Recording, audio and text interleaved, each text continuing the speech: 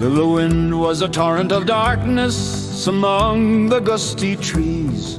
The moon was a ghostly galleon tossed upon cloudy seas.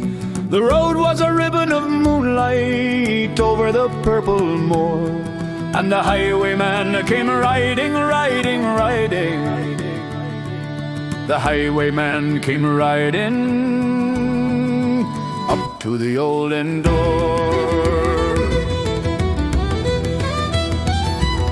Over the cobbles he clattered and clashed in the darkened yard. He tapped with his whip on the shutters, but all was locked and barred. He whistled a tune to the window, and who should be waiting there but the landlord's black-eyed daughter, the lovely landlord's daughter, weaving a dark red love knot into her long black hair. He rose upright in the stirrups, he scarce could reach her hand, and she loosened her hair for his pleasure. His face burned like a brand as the black cascade of perfume came tumbling over his chest. He kissed her hair in the moonlight, such sweet black waves in the moonlight. Then he tugged at his rein in the moonlight and galloped away to the west. Look for me by moonlight, watch for me by moonlight. I'll come to thee by moonlight, though hell should bar the way. But back in the dark golden yard, a stable wicket creaked.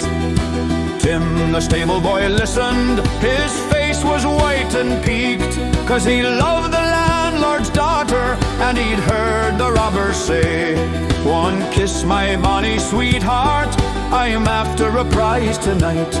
I'll come back with yellow gold, and then I'll take you away." He did not come in the dawning, he did not come at noon, and out of the tawny sunset, before the rise of the moon, when the road was a gypsy's ribbon looping the purple moor, a red coat troop came marching, marching, marching. King George's men came marching up to the old inn door. They said no word to the landlord, they drank his ale instead, but they gagged his daughter and bound her to the foot of her narrow bed.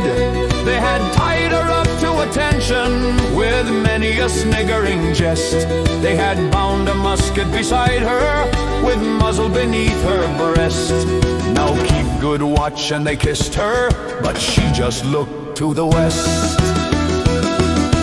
Look for me by moonlight, watch for me by moonlight. I'll come to thee by moonlight, though hell should bar the way. She twisted her hands behind her, but all the knots held good. She writhed her hands till her fingers were wet with sweat or blood.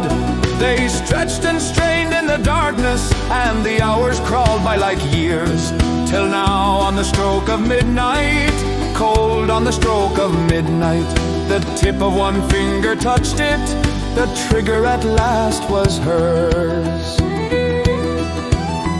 Had they heard it in the distance, the horseshoes ringing clear?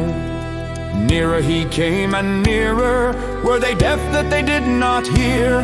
Her eyes grew wide for a moment, she drew one last deep breath, then her finger moved in the moonlight, her musket shattered the moonlight, shattered her breast in the moonlight, and warned him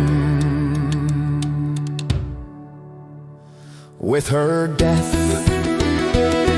He turned, he spurred to the west, he did not know who stood, her breast shattered by the musket, drenched with her own blood. Blood red were his spurs in the moonlight, wine red was his velvet coat, when they shot him down on the highway, down like a dog on the highway, and he lay in his blood on the highway, with his blood-drenched yellow gold. Look for me by moonlight, Watch for me by moonlight, I'll come to thee by moonlight, though hell should bar the way. And still of a winter's night, they say, when the wind is in the trees, when the moon is a ghostly galleon tossed upon cloudy seas, when the road is a ribbon of moonlight over the purple moor, a highwayman comes riding, riding, riding. The highwayman comes riding up to the olden door.